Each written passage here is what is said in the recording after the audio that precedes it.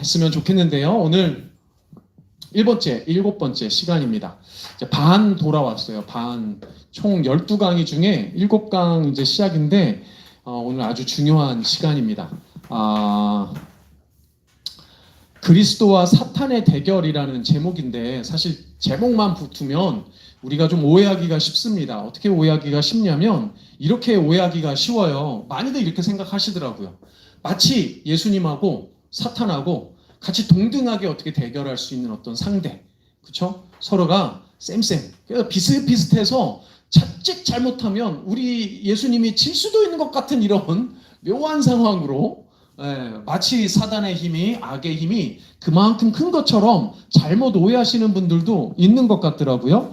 원래 이 고대 종교의 세계에서는 악의 세력이 그만큼 선의 세력과 동등한 위치에서 이렇게 다루어지는 그런 문헌들이 좀 있습니다. 그런 사상들과 생각들, 종교관들이 조금 있는데, 사실은 성경이 그리고 있는 영적 세상에서의 영적 전투에 예수님하고 사탄은 동급이 아니에요. 동급이 될 수가 없습니다. 그래서 이런 류의 생각은 사실은 완전히 틀린 생각이에요. 전혀 성경적이지 않습니다. 사탄은 절대로 예수님의 상대가 되지 않아요. 근데 우리가 마치 약간 얘기 듣다 보면은 꼭 좀 싸움이 될 것처럼 이렇게 생각을 하는데, 그렇지 않습니다. 성경의 전체적인 흐름도, 그 다음에 시작과 마지막 부분인 특별히 창세기가 그리고 있는 세계관, 또 요한계시록에서 그리고 있는 세계관, 아니 성경 전체가 그리고 있는 세계관에서, 성경적 세계관 안에서 사단은 절대 우리 하나님 예수님의 상대가 되지 않아요. 근데 우리가 자꾸 그렇게 오해하는 어떤 이 세속의 생각에 가끔씩 우리가 착각할 때가 있는데, 전혀 그렇지가 않습니다. 이런 어떤 그 전제 자체가 잘못되어 있다라는 것을 좀 생각하시면서, 오늘 제가 제목을 그렇게 잡아놨지만, 그리스도와 사탄의 대결 이렇게 잡아놨지만, 사실은 그런 대결이라는 표현을, 그 대등한 그 싸움을 대결이라고 하잖아요. 전혀 그렇지 않다라는 걸 먼저 좀 전제로 알고 들어가셨으면 좋겠습니다. 그래서 우리가 오늘 보는 요한계시록 12장에도 이런 말씀이 있습니다. 하늘에 전쟁이 있으니, 전쟁이 있죠? 미가엘과 그의 사자들이 용과 더불어 싸울새 용과 그의 사자들도 싸우나 이기지 못하여 다시 하늘에서 그들이 있을 곳을 얻지 못한지라. 큰 용이 내쫓기니 옛 뱀 곧 마귀라고도 하고 사탄이라고도 하며 온 천하를 꿰는 자라. 그가 땅으로 내쫓기니 그의 사자들도 그와 함께 내쫓기느니라. 이렇게 말씀이 나옵니다. 여기 보면 미가엘은 천사 중에 하나죠. 천사 중에 하나. 우리가 뭐 어떤 사람들은 군대대장이라는 표현도 쓰고, 대천사라는 표현도 쓰고, 천사장이라고도 표현을 쓰는데, 성경에서 나오는 수많은 천사들 중에 이름이 등장하는 천사는 딱 둘밖에 없습니다. 미가엘과 그 다음에 가브리엘 천사. 우리가 보통 수태고지라고 하죠. 마리아에게 나타나서 또 요셉에게 나타나서 예수님을 잉태하였다는 소식을 전한 그 천사의 이름이 가브리엘이죠. 성경에 등장하는 많은 천사들 중에 이름이 거론되는 그 천사는 둘밖에 없어요. 이렇게 가브리엘과 그 다음에 미가엘, 그 다음에 여러 이제 이름들이 이제 간혹 사람들 사이에서 이제 회자가 되는데, 이런 이름들은 정경인 성경에는 나오지 않고 다른 외경이라든가 다른 고대 유대 문헌, 이런 문헌들에서 나오는 이름들입니다. 성경에서 나오는 이름은 미가엘과 가브리엘밖에 없어요. 근데 여기서 등장하는 이 미가엘 천사는 말하자면 하늘에서 일어나는 영적 전쟁의 선한 하나님의 편에 선 군대 대장식으로 등장을 하죠. 그런데 이 본문에 보면 뭐라고 되어 있냐면, 큰 용은 사단을 의미합니다. 사단의 세력을 의미하는데, 게임이 되지 않죠. 패하고 물러납니다. 이 장면에 중요한 건 예수님이 등장해요, 안 해요? 등장하지 않아요. 예수님 나오지 않고, 예수님이 부리는 천사 중에 하나 보내고 천사의 세력들 보내도 충분히 싸움이 돼요. 그러니까 이건 예수님하고는 사단은 대등한 싸움이 되지 않습니다. 여러분들이 자칫 착각을 해서 사탄이 마치 뭔가 이렇게 조금 해볼 만한 세력, 전혀 그렇지 않아요. 우리는 하나님이 택하신, 하나님의 선택된 자녀들이고 아들, 딸들이잖아요. 우리와도 굳이 표현하면 사단은 우리와도 싸움이 안 되는 겁니다. 하나님이 택하신 자녀이기 때문에. 그러니까 우리가 이미 승리했다라는 이 승리에 대한 확신이 우리에게 사실 전제로 필요합니다. 그래야 요한계시록을 볼 때도 우리가 두려움으로 보는 것이 아니라 승리의 기쁨. 우리가 첫 번째 시간에 말씀드렸잖아요. 요한계시록은 승리의 책입니다. 승리의 책. 그러니까 거기에 대해서 여러분들이 자칫 오해로 시작하시면 안 된다는 거예요. 예수님의 십자가는 사탄으로 대표되는 악에 대한 승리의 시작이며 예수님의 재림은 악의 절대적 패배와 하나님 승리의 최종 결말이다. 눈에 보이는 악의 횡포는 예상보다 오래 지속되겠지만 결국 그들은 패배할 것이며 믿음으로 인내한 성도는 결국 승리할 것이다.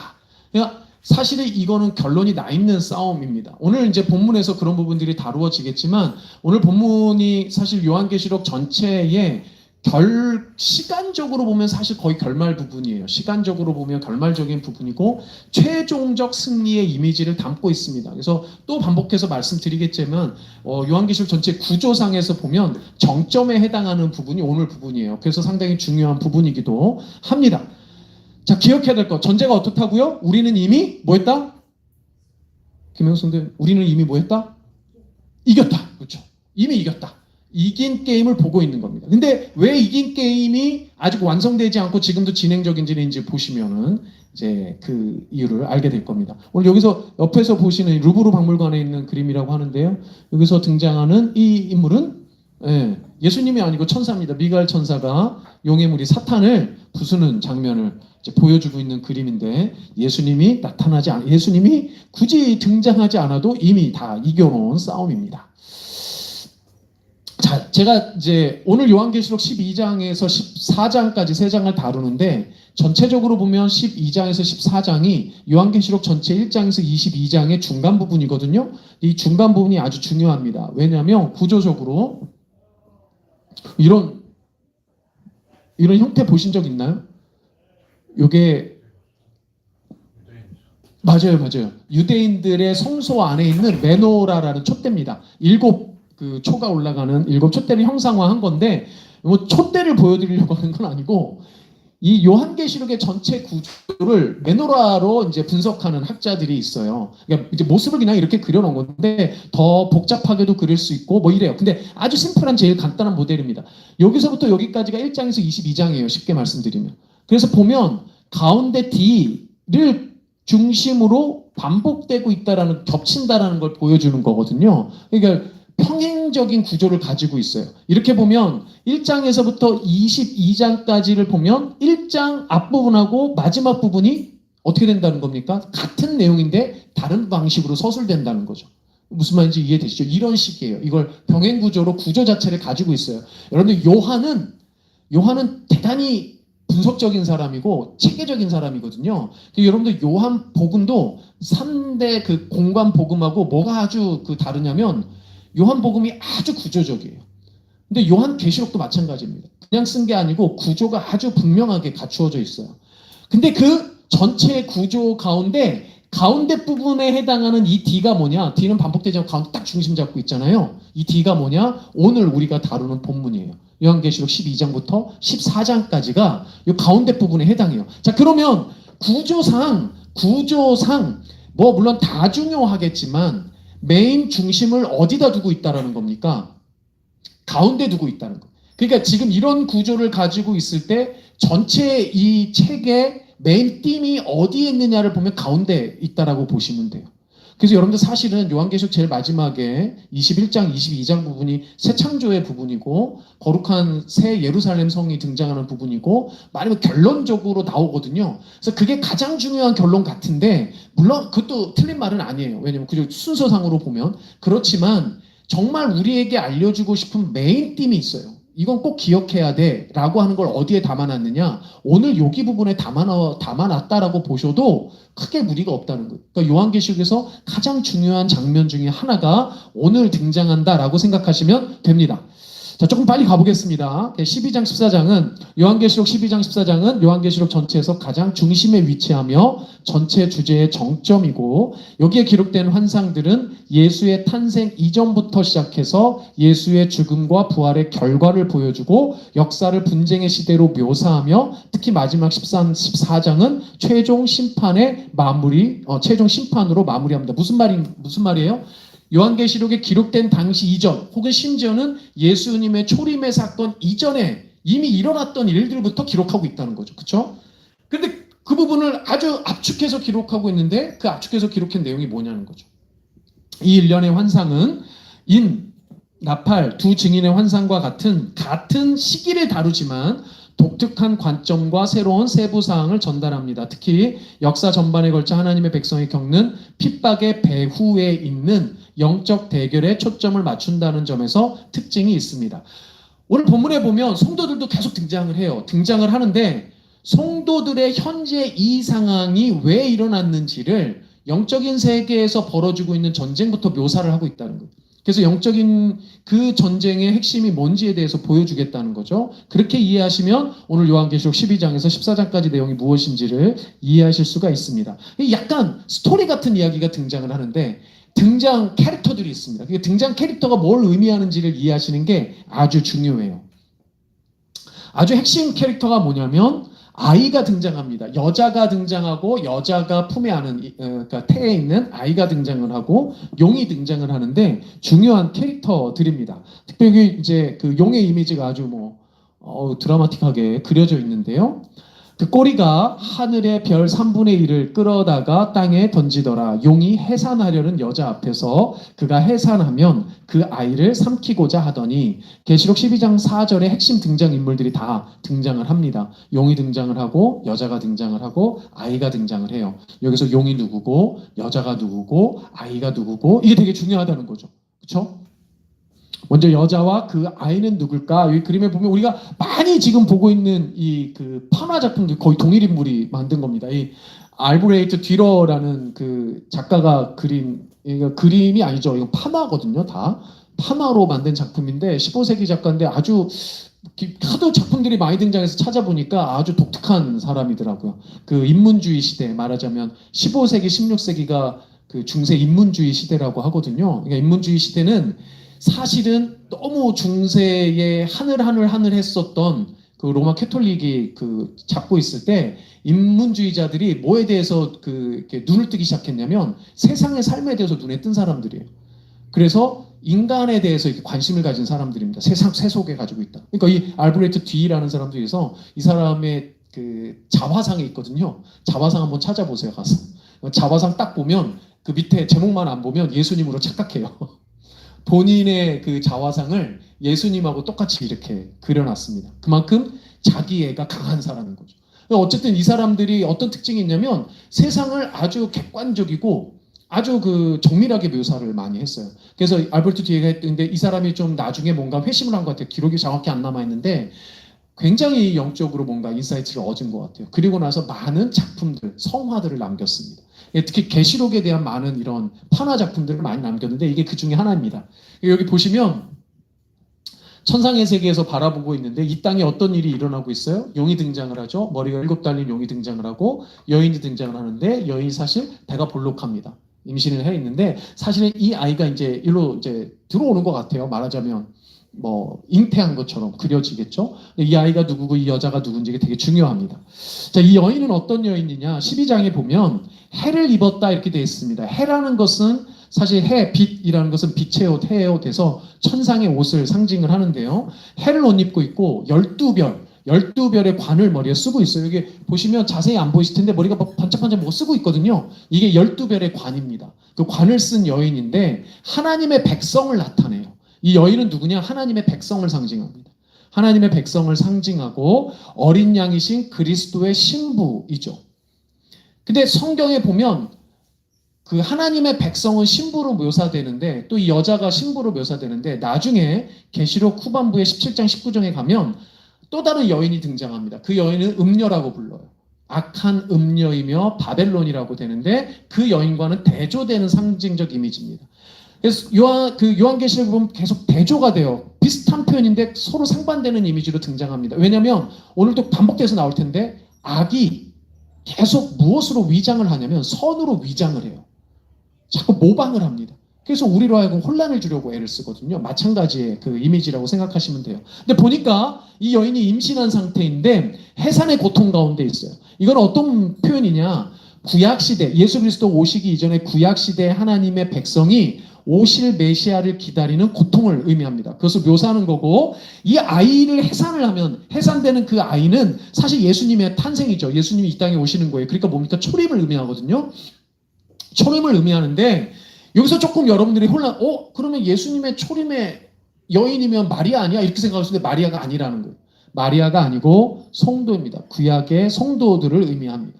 그러니까 구약의 성도들이 오실 예수 그리스도를 메시아를 기다리는 그 고통 가운데 있었던 이스라엘 백성들인 거죠. 하나님의 백성들을 묘사하고 있는 거예요. 그래서 해산의 고통이라고 이야기를 하는 겁니다. 마리아가 아니라는 걸 주의하시고요. 그러면 이 여인이 지금 이제 막 해산하려고 하는 기다리는 이 아이가 누굴까? 당연히 예수님입니다. 철장으로 만국을 다스리는 남자라고 계시록 12장 5절에서 묘사를 하고 있는데 그러니까 구약의 시대로서 보면 초림으로 오실 메시아 그리스도 예수를 상징합니다. 이건 사실 시편 2편에 보면 같은 표현이 등장을 하거든요. 여호와께서 내게 이르시되 너는 내 아들이라 오늘 내가 너를 낳았도다. 내가 철장으로 그들을 깨뜨리며 질그릇같이 부수리라 하시도다. 철장이라는 건 쇠지팡이를 얘기하는데 강력한 힘과 권력, 치리권을 상징을 합니다. 그러니까 왕으로 이 땅 가운데 오셔서 모든 악을 부술 거죠. 그래서 철장으로 만국을 다스리는 남자, 누군가 하나님께서 구약시대부터 약속하셨던 하나님의 아들 오실 메시아 그리스도를 상징하는 거예요. 초림으로 오실 예수 그리스도를 상징하는 겁니다. 그러면 붉은 용은 뭔가 큰 붉은 용이라고 묘사가 되는데 여기서 보시면 이제 여기 나오는 캐릭터입니다. 큰 붉은 용. 큰 붉은 용은 여인이 해산하는 아이를 삼키려고 기다리고 있어요. 여인이 해산하려고 하는 아이가 누구라고 했죠? 그리스도. 그러니까 예수 그리스도가 오면 그 그리스도를 집어삼켜서 그리스도가 그리스도의 사역을 하지 못하도록 방해하려고 하는 거죠. 근데 큰 붉은 용으로 등장을 하는데 사탄을 말합니다. 타락한 모든 천사들의 우두머리로 묘사가 되죠. 그리스도를 노려서 막 잡아먹으려고 이러고 있는데 결국은 실패합니다. 그리고 가장 낮은 영적 영역으로 쫓겨나죠. 우리가 지난 시간에도 봤었고 앞으로 무적행이라는 표현이 그런 표현이에요. 특히 하나님의 백성을 핍박하고 참소하는 시도를 하는데 이제 그게 더 이상 불가하게 됩니다. 결국 최종적으로 하나님이 죄가 없으시다고 선언하신 택함 받은 백성들은 결국 승리할 거예요. 큰 의미에서 전쟁은 끝났어요. 큰 의미에서 전쟁은 끝났습니다. 여전히 그러나 이 땅에서 남은 싸움이 있어요. 이거를 어떤 분들은 영어 단어로 쓸 때 war하고 battle이라는 표현 쓰더라고요. 큰 의미에서 전쟁은 끝났는데 배틀, 작은 국지적인 싸움이 남아있다는 거죠. 그렇게 이해하시면 아마 비슷하게 이해하실 수 있을 것 같아요. 그러니까 전체적인 의미에서의 결국 전쟁은 끝났는데 판세는 벌써 끝이 났는데 여전히 땅에서 남아있는 짜잘짜잘한 싸움들이 남아있다는 겁니다. 우리가 겪는 싸움이고 우리가 이겨내는 싸움이기도 하죠. 이 용은 여자의 남은 후손들이라는 표현들이 나오는데요. 이 여자의 남은 후손들은 이 땅에 남아있는 하나님의 백성들을 말하는데 마지막까지 괴롭힐 겁니다. 이 큰 붉은 용이 어떤 식으로 괴롭히는지에 대해서 오늘 본문에서도 나오게 될 거예요.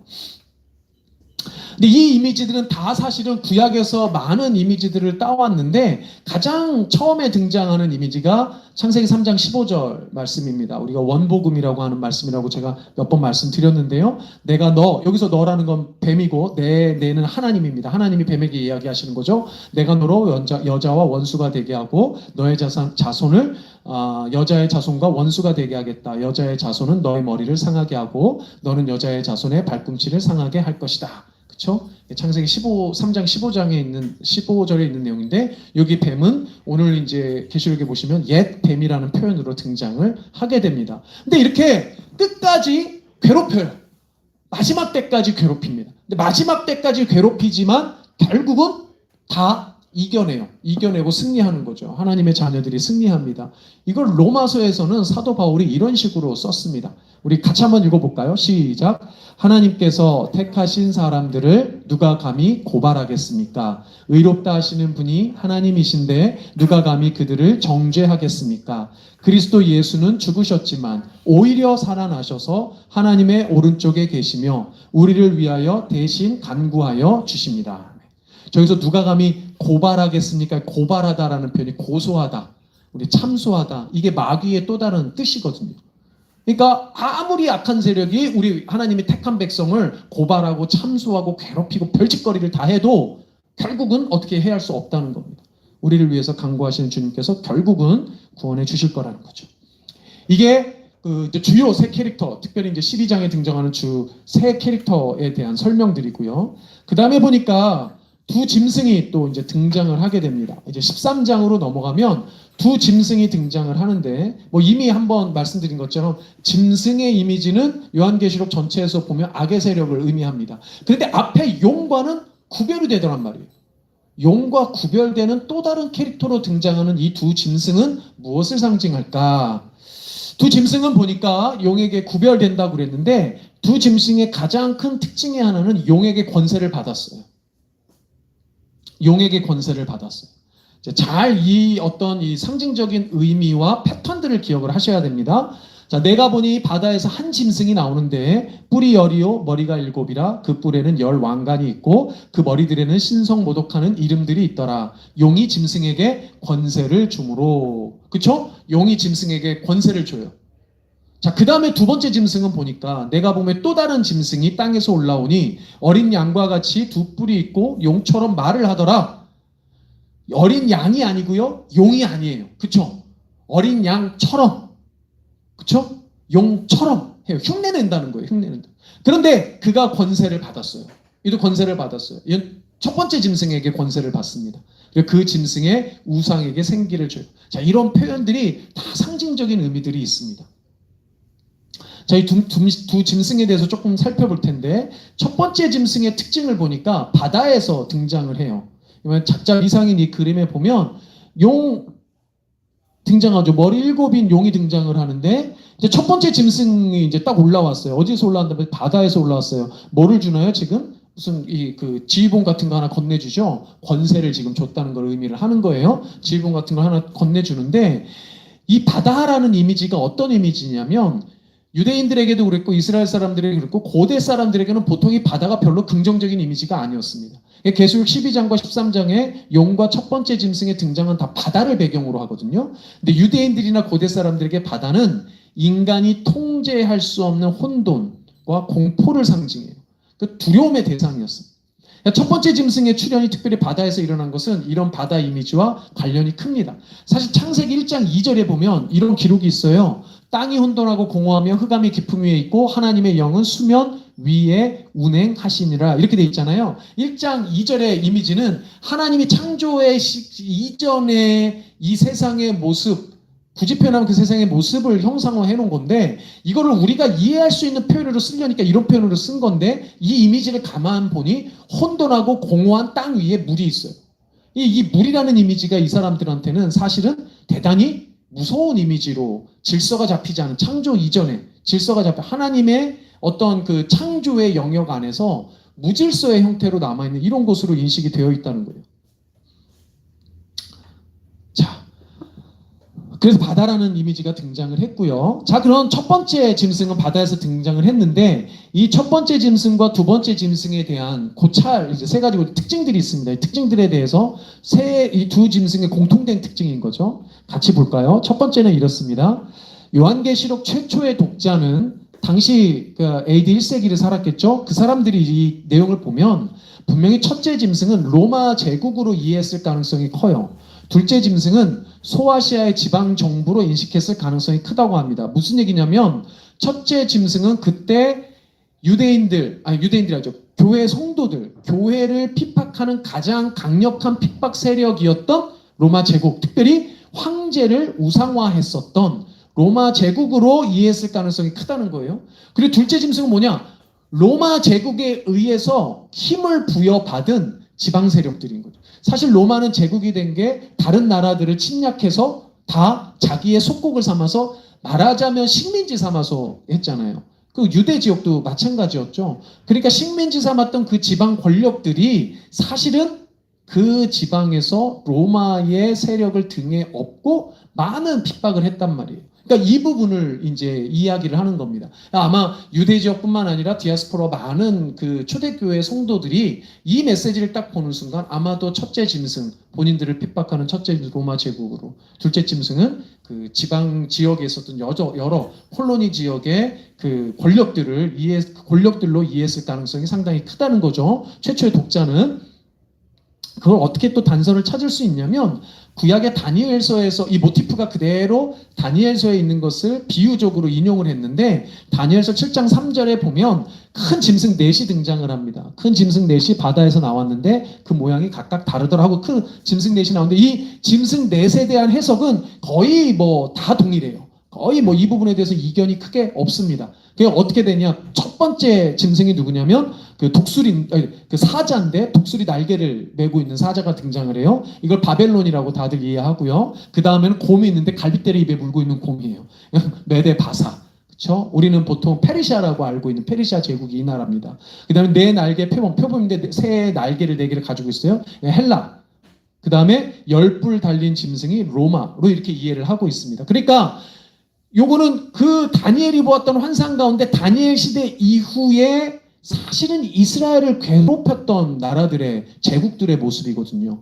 그러니까 그 하나님의 백성들을 핍박했었던 세속 정권, 세속 그 어떤 나라들에 대한 상징의 이미지인데 그대로 따왔을 가능성이 크다는 거죠. 왜냐하면 그런 모티프를 그대로 비유적으로 인용을 했기 때문에 그렇게 이해를 하시면 됩니다.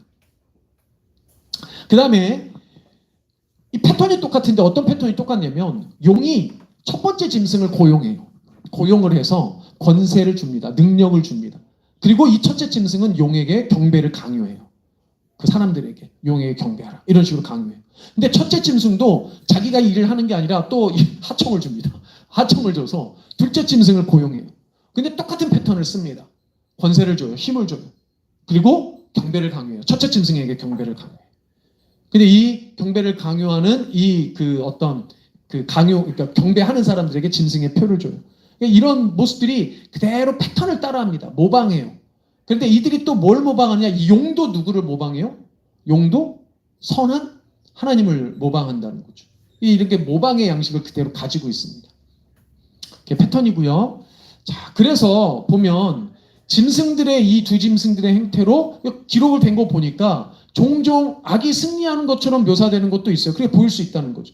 그런데 결국 어린 양 그리스도의 생명책에 이름이 기록된 하나님의 백성들은 핍박받고 고통받아요. 심지어 죽임을 당할 수도 있어요. 왜냐하면 순교한 사람들도 있잖아요. 그러니까 눈에 보이기에는 그럴 수도 있어요. 그러나 결국은 믿음과 인내로 버텨 승리를 얻게 돼요. 이게 그리스도인들의 이제 특징이 되는 거죠.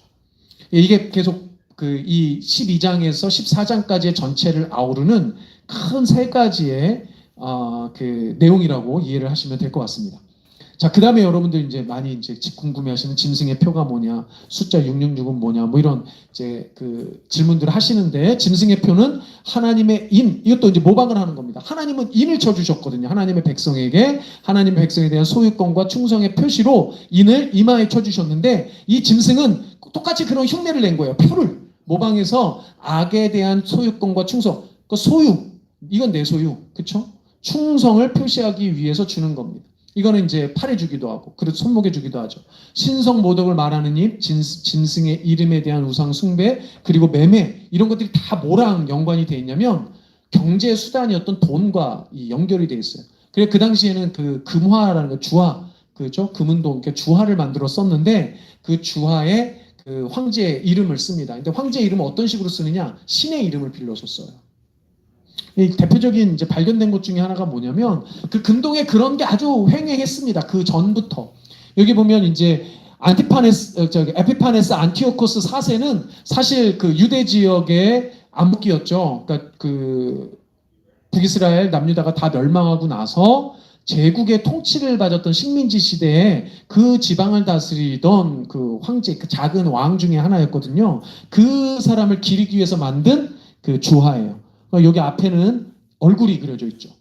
그리고 뒤에는 여러 헬라어들이 이렇게 써 있습니다. 안티오코스 4세의 옆 얼굴을 새겼는데요. 뒷면에 보좌에 앉은 제우스, 이건 제우스 신입니다. 그러니까 자신과 제우스를 동격화시키는 거죠. 시키는 거고요. 뭐라고 써 있냐면 그리고 오른손에는 여신인 승리, 나이키가 여기서 온 그 말이라는 말도 있어요. 그 진짜냐 인지 제가 모르겠지만.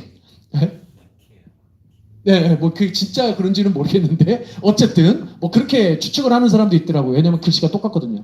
하여튼 승리의 여신, 왼손에 삼지창을 모습을 새겼으며 헬라어로 오른쪽에 의본은 네오이 에피파노이스라는 그 헬라어거든요. 그리고 니케포포로포이 이렇게 됩니다. 이게 신의 현현이고 승리를 지닌 자. 이 네오이라는 건 신이라는 뜻인 건 요 정도는 아실 거예요. 그래서 신의 현현이다. 그러니까 신이다 이런 말이죠. 신이다.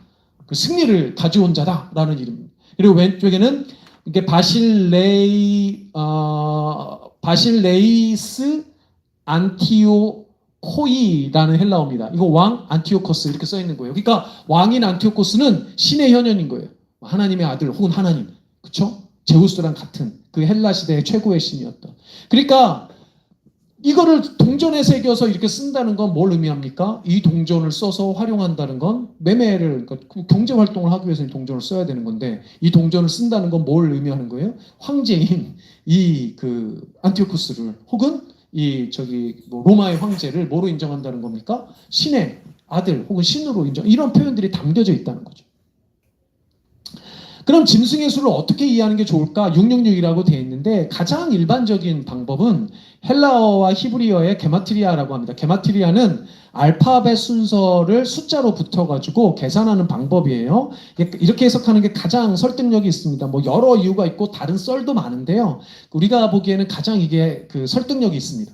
당시 사람들에게 일단은 헬라어의 히브리어 또는 라틴어를 히브리어로 번역을 하고 그 알파벳을 숫자로 계산하는 이게 암호 방식이에요.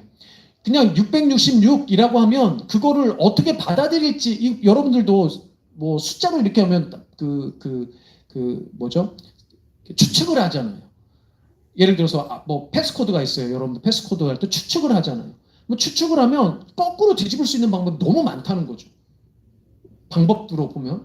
그런데 그때 당시의 사람들이 가장 보편적으로 이해할 수 있는 암호법이 뭔가 하면 그 게마트리아법이라는 거예요. 여기 보시면 이게 헬라어인데 헬라어에도 알파벳 순서대로 번호가 붙여져 있어서 이거를 일종의 숫자로 사용을 했다는 겁니다.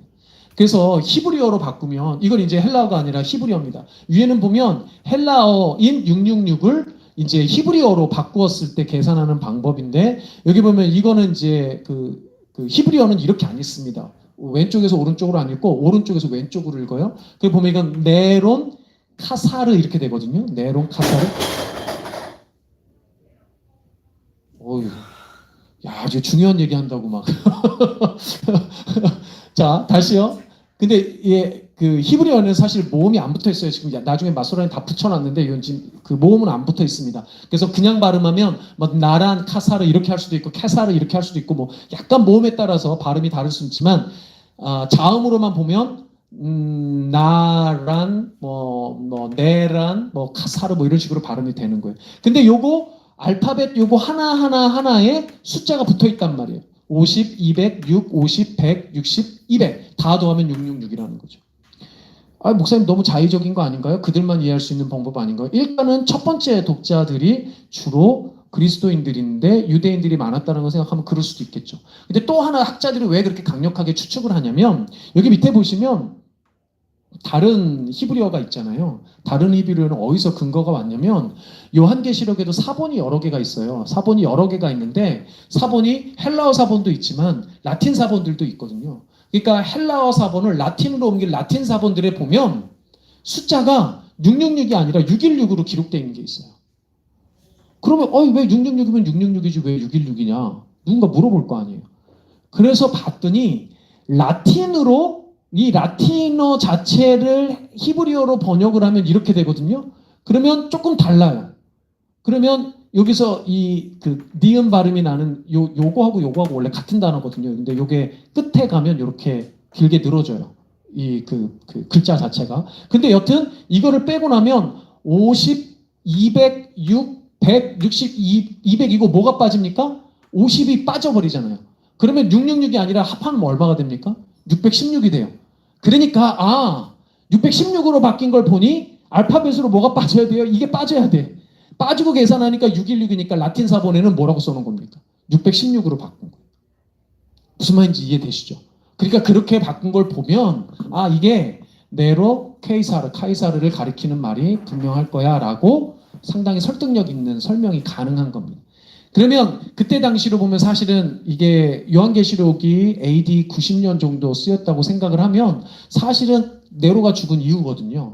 그럼에도 불구하고 네로를 추측하는 많은 이유는 네로만큼 강력하게 그들의 기억 속에 네로만큼 교인들을 핍박했던 황제가 대명사 같은 거예요. 대명사.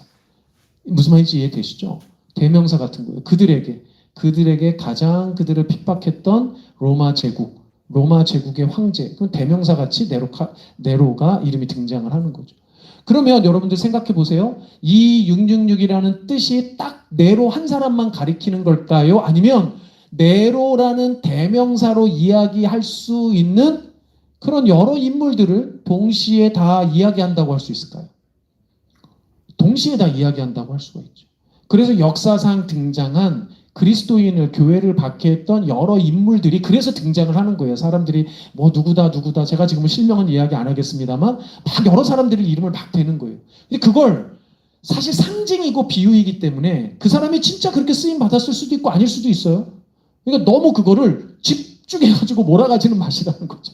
특히나 현세를 살아가는 우리들에게는 그런 부분은 좀 조심해야 될 필요가 있습니다. 근데 그럼에도 불구하고 제가 아까 전에 패턴을 말씀드렸어요. 용이 직접 활동하기도 하지만 첫째 짐승을 고용해요. 하이어해서 그 용이 그 짐승에게 권세를 주고 그 짐승이 권세, 그 첫 번째 짐승이 뭐였냐면 로마 제국과 같은 세속의 기관들이라는 거죠. 세속의 나라들. 세속의 어떤 기관들, 조금 이따 말씀드리겠지만 사실은 심지어 교회마저도 잘못된 교회들은 그렇게 고용돼서 쓰임받을 수 있는 거죠. 거짓된 교사들이 있었으니까. 거짓된 선지자들이 있었으니까. 그러니까 지금 시대도 얼마든지 그럴 수 있다는 거예요. 그러니까 특정 어떤 인물, 네로와 같은 특정 어떤 인물 한 사람만이 아니라 사실 아주 더 그렇게 비유적으로 광범위하게 해석하면 어느 누구나 그럴 수 있어요. 어느 누구나. 그렇게 이해하시는 게 더 정확합니다. 자, 세 번째. 자, 12장에서 14장까지 여러분 보시면 이제 환상이 반복돼서 등장하는데 계속 내가 보니 듣니 막 이러면서 학자들이 추정하기에 7번 정도 등장을 해요. 서로 계속 장면이 바뀐다고 생각하시면 돼요. 우리 영화에서도 왜 그걸 뭐라고 그러죠? 이거 씬 1, 씬 2, 씬 3 이런 것 마냥 환상이 7개가 거듭 반복되거든요. 그런데 그 환상들이 거듭무르게 보여주는 거는 사실은 어느 한쪽으로 보면 대단히 우리로 하여금 마음속에 시험 들게 만들어요. 뭐 우리가 막 지는 것처럼 묘사가 되고 뭐 그렇거든요. 그런데도 불구하고 궁극적으로 이 환상은 우리에게 긍정적 동기를 부여합니다. 14장 4절에서 5절에 이런 말씀이 있어요. 이 사람들은 말하자면 하나님의 백성들입니다. 이 사람들은 여자와 더불어 더럽히지 아니하고 순결한 자라. 어린 양이 어디로 인도하든지 따라가는 자며 사람 가운데서 속량함을 받아 처음 익은 열매로 하나님과 어린 양에게 속한 자들이니 그 입에 거짓말이 없고 흠이 없는 자들이더라. 그러니까 그런 핍박의 시대, 종말의 시대에 그렇게 어린 양 예수 그리스도를 따르고 하나님 그 예수 그리스도의 가르침과 말씀에 따라서 끝까지 믿음으로 순종하는 하나님의 자녀들이 있다는 거예요. 그래서 끝까지 남아서 그 승리를 지킨다는 거죠. 그러니까 이 긍정적인 메시지들을 이제 14장에 가면 반복적으로 보여줍니다. 여러분들 거기에 좀 이제 보시게 될 텐데, 그러니까 결국은 이 메시지가 승리와 최종 그 하나님 나라의 완성 때의 안식을 기다리는 하나님의 백성에 대한 이 이미지라는 거예요. 요한계시록 12장에서 13장에서의 치열한 대결은 짐승을 경배하거나 섬기기를 거부하고 죽임을 당하는 장면으로 마무리된다. 누가? 아까 이 사람들이. 하나님의 자녀들이. 이들은 짐승의 표가 없어서 고난을 겪어요. 그리고 결국은 죽임까지 당합니다. 그런데 이게 끝이 아니에요. 여러분들 이 표현이 중요한데 하나님의 승리의 방식은 짐승에게 패함으로써 오히려 그 짐승에게 승리하는 방식이에요. 이 땅 가운데서 짐승에게 패하는 것처럼 보일 수도 있는데 사실은 그 짐승에게 패함으로써 오히려 그 짐승을 이기는 승리의 방식이에요. 역설적인 방식이죠. 그리스도가 죽음으로 우리를 구속하시고 부활로 영원한 생명을 주신 것처럼 우리가 이 땅 가운데 그 짐승에게 패하는 것 같은, 그리고 이 땅의 논리로 보면 패한 것처럼 보이지만 결국 하나님의 방법은 그 패함이 승리의 방식으로 쓰신다는 거죠. 너무 중요합니다. 요한계시록 14장에서 하나님의 백성을 결국 찬양하고 승리한 것으로 그려지며 이들의 이마에는 어린 양과 아버지의 이름이 쓰여 있다. 성도의 인내는 하나님의 말씀, 예수님에 대한 믿음을 붙드는 것에 있다. 이게 오늘 반복되는 메시지인데 14장에 보면 새 천사가 등장을 합니다. 새 천사는 사실 심판에 관련된 천사들인데 하나님의 백성이 거두는 최종 승리에 대한 새 천사의 선포에 대한 환상이 그려집니다. 첫 번째 천사는 하나님을 두려워하며 그에게 영광을 돌리라는 영원한 복음을 선포합니다. 그런데 이 복음을 듣고 믿는 모든 사람은 하나님만을 경배해야 되는데 이 복음은 사실은 그 긍정적인 느낌만이 아니라 부정적인 것도 포함되어 있는 거예요. 그러니까 심판에 대한 복음입니다. 둘째 천사는 모든 나라에게 그의 음행으로 말미암아 진노의 포도주를 마시게 하는 큰 바벨론에 대한 멸망을 선포합니다. 악은 반드시 심판받을 거예요. 이게 둘째 천사의 심판의 메시지고요. 세 번째 천사는 짐승과 그 우상에게 경배하고 짐승의 표를 받는 자들이 하나님의 진노와 함께 불과 유황, 영원한 고난의 심판을 받을 것이라 선포합니다. 심판에 대한 메시지죠. 그러니까 세 천사는 사실은 그 구원에 대한 어떤 메시지보단 심판에 대한 메시지가 훨씬 더 강한 천사들입니다. 이게 14장에 등장을 하고요. 그러니까 그들이 결국 심판 받을 거라는 거죠. 그리고 마지막에 이제 최종 14장의 마지막에 추수의 이미지가 그려지는데 추수의 이미지가 반복해서 두 가지로 반복돼서 나옵니다. 그래서 두 번의 추수를 하는 것처럼 보이거든요. 첫 번째 추수는 누구냐면 어린 양에게 충성하는 자에 대한 추수예요. 두 번째 추수는 짐승에게 충성하는 자예요. 그러니까 결국 성경을 보면 대단히 이분법적입니다. 이런 걸로 보면. 구원받은 의인과 악인에 대한 구별이 아주 철저해요. 이게 오늘 이런 장면이 대표적인 장면입니다.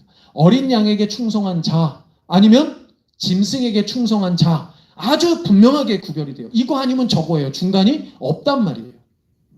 어린 양에게 충성한 자는 어떤 자들로 나오느냐? 당신의 낫을 휘둘러 거두소서 땅의 곡식이 다 익어 거둘 때가 이르렀습니다 하니 구름 위에 앉으신 이가 낫을 땅에 휘두르매 땅의 곡식이 거두어지니라 하고 곡식을 거두는 추수의 이미지가 나오거든요. 근데 짐승에게 충성하는 자는 추수는 맞는데 좀 다른 추수입니다. 천사가 낫을 땅에 휘둘러 땅에 포도를 거두어 하나님의 진노의 큰 포도주 틀에 던짐에 성 밖에서 그 틀이 밟히니 틀에서 피가 나서 마을 굴레까지 닿았고 1600 스타디온에 퍼졌더라. 이건 좀 다르죠, 느낌이. 포도를 수확해서 짓밟아 응겨버려요.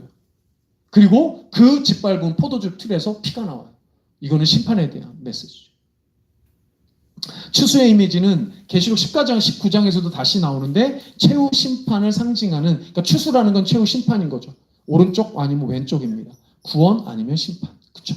두 가지로 묘사가 되는 걸 나타냅니다. 자, 그래서 좀 정리를 하면 사실 아주 로마서 8장이 아주 참 멋진 게 이 요한계시록에서 나왔던 얘기를 최종적으로 이렇게 보여주는 겁니다. 우리 함께 읽어보겠습니다. 이게 로마서 8장의 마지막 부분인데요. 같이 읽어보겠습니다. 시작. 그러나 우리는 이 모든 일에서 우리를 사랑하여 주신 그분을 힘입어서 이기고도 남습니다. 나는 확신합니다. 죽음도 삶도 천사들도 번세자들도 현재일도 장래일도 능력도 높음도 깊음도 그 밖에 어떤 피조물도 우리를 우리 주 예수 그리스도 안에 있는 하나님의 사랑에서 끊을 수 없습니다. 아멘. 아멘. 사실 요한계시록에 나온 그 말씀이 아니지만 사도 바울을 통해서 어떻게 표현하면 계시록 14장의 마지막 메시지를 우리에게 주시는 거예요. 그 어떤 것도 우리를 구원하신 하나님의 그 사랑에서 우리 끊어낼 수 없어요. 그 어떤 것도. 너무나도 중요한 메시지죠. 제가 이거 막 준비하면서 다음 주까지 이거 외우라고 그럴까? 막 고민했는데요. 뭐 외우실 분들은 외우시고 그러나 마음에 기억하셨으면 좋겠습니다. 그 어떤 것도 하나님의 사랑에서 우리를 끊을 게 없습니다. 자, 여기까지 앞에 부분 좀 정리하고요. 이제 본문주에 딱 3분 있다가 시작하겠습니다. 3분 있다가 시작하도록 하겠습니다. 자, 이어서 가도록 하겠습니다. 바로 앞전에 나왔던 조용한 찬양, 요 며칠 되게 이렇게 막 묵상했던 찬양인데 단톡방에 올려드릴게요. 들어보세요. 자, 12장 1절부터 14장 20절까지입니다. 자, 같이 읽겠습니다. 시작. 하늘에 큰 이적이 보이니 옷 입은 한 여자가 있는데 그 발 아래에는 달이 있고 그 머리에는 12별의 관을 썼더라. 이 여자가 아이를 베어 해산하게 되매 아파서 애를 쓰며 부르짖더라. 하늘에 또 다른 이적이 보이니 보라, 한 큰 붉은 용이 있어 머리가 7이요 뿔이 10이라. 그 여러 머리에 7 왕관이 있는데 그 꼬리가 하늘의 별 3분의 1을 끌어다가 땅에 던지더라. 용이 해산하려는 여자 앞에서 그가 해산하면 그 아이를 삼키고자 하더니, 이 부분이 이제 전체 12장에 오픈되는 부분인데 등장인물들이 나오죠. 여기 먼저 보니까 하늘에 큰 이적이 보인다라고 했는데 이제 환상이 시작된 거죠.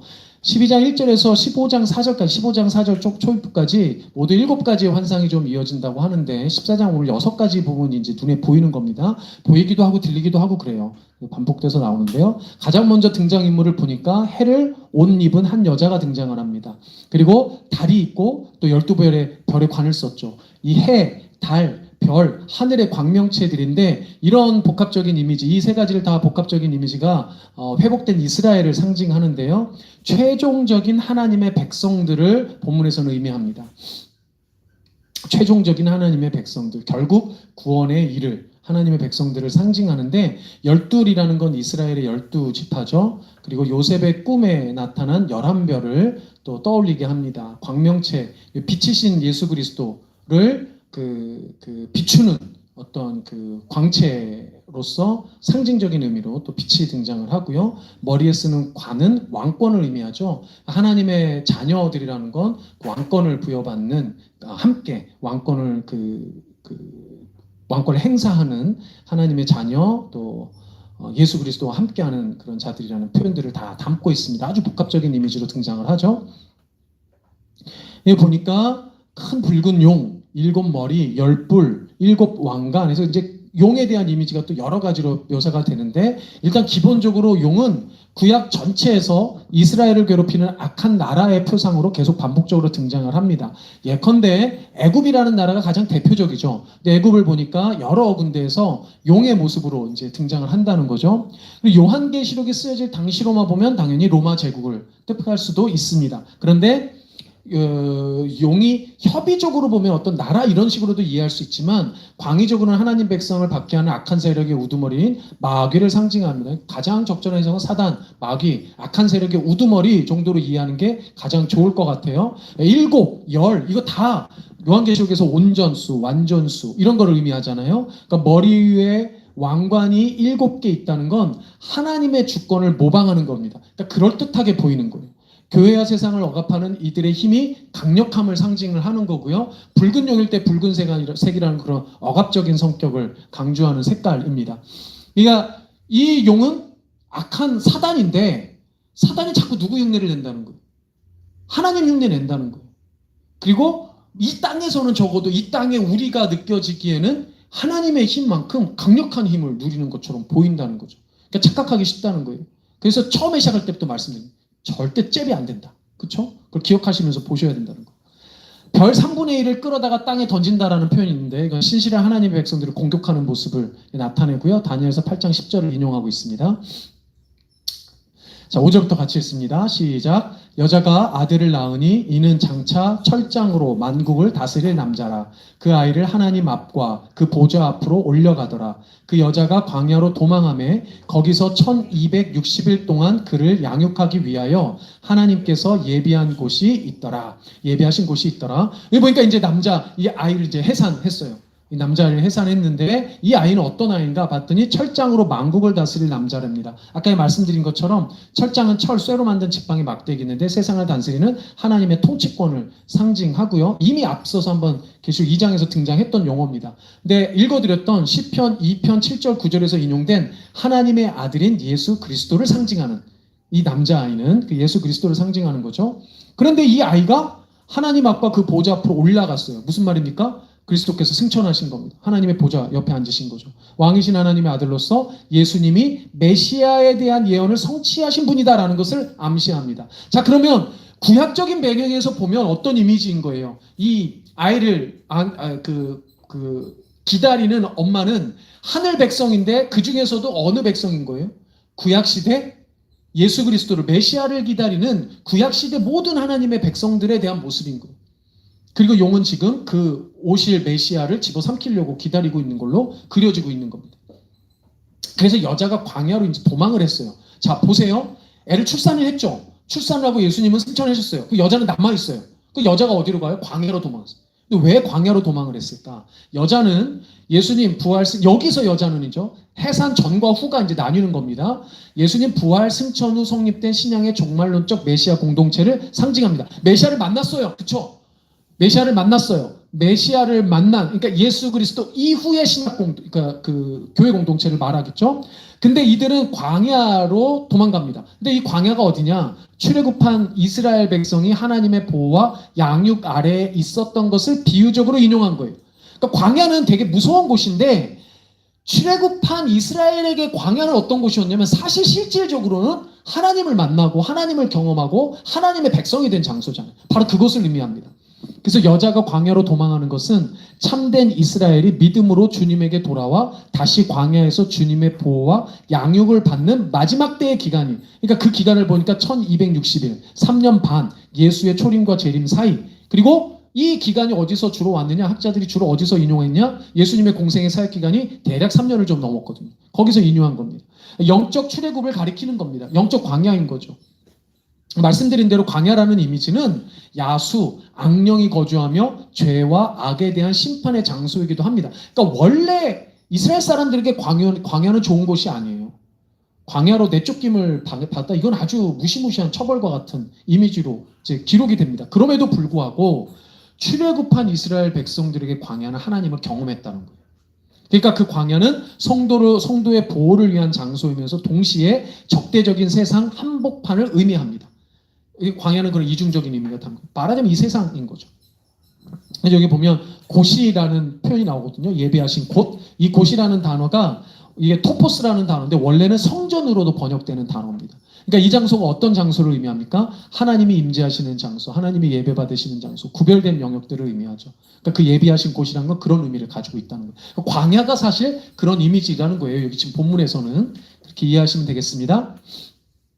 광야를 어떻게 그렸냐? 이렇게 그리거든요. 신명기에 보니까 너를 인도하여 그 광대하고 위험한 광야 곧 불뱀과 전갈이 있고 물이 없는 간조한 땅, 아주 안 좋은 땅이죠.